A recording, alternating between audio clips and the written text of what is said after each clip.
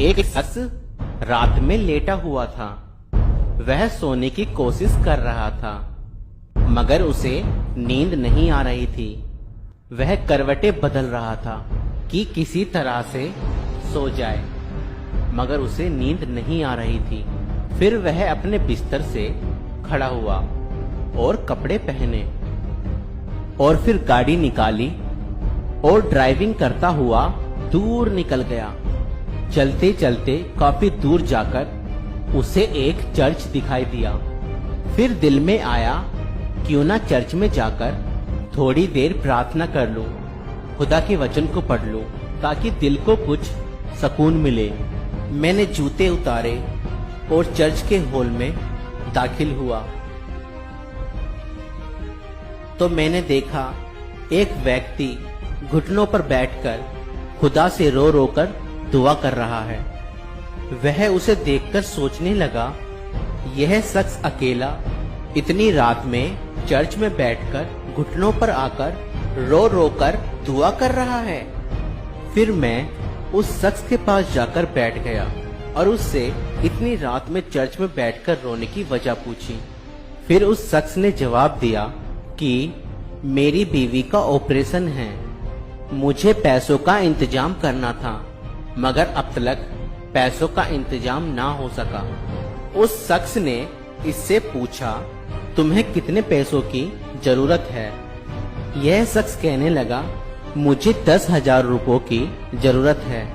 उस शख्स ने अपनी जेब से पर्स निकाला और कुछ पैसे देते हुए कहा, भाई ये रख लो, खुदा तुम्हारे लिए मार्ग खोले और तुम्हें आशीष दे। वह शख्स कहता है, जैसे ही मैंने 10,000 रुपए दिए, मेरे दिल में बड़ा सुकून हो गया और मैं सोचने लगा कि मुझे इस व्यक्ति की मदद करने के लिए ही भेजा गया है।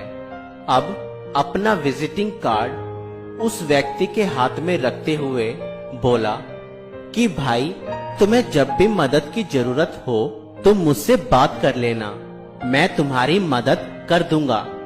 उस शख्स ने कहा, मुझे तुमसे बात करने की जरूरत नहीं है, मुश्किल समय में मदद के लिए मेरे पास एक बात करने वाला है। अब यह शख्स यह सुनकर बहुत हैरान हुआ और उससे पूछने लगा, तुम किससे बात करोगे परेशानी में? तो वह शख्स मुस्कुराते हुए बोला कि जिसने आज तुम्हें भेजा, जिसने आज तुम्हें भेजा, जिसने आज तुम्हें भेजा। ओ मेरे खुदा, ओ मेरे, जब भी मुश्किलें आए और आप मुसीबत में हो, एकमात्र खुदा की इबादत में अपने सर को झुकाएं और उससे ही मदद मांगे। वह बहुत भला है, वह अवश्य ही आपकी मदद करेगा और आपकी मदद के लिए किसी न किसी को खड़ा करेगा। आपकी प्रार्थनाएं व्यर्थ नहीं जाएंगी।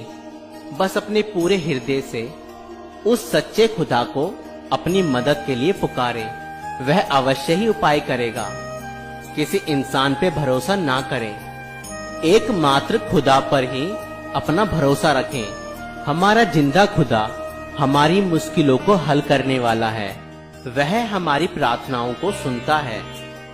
खुदा आप सभी को आशीष दे।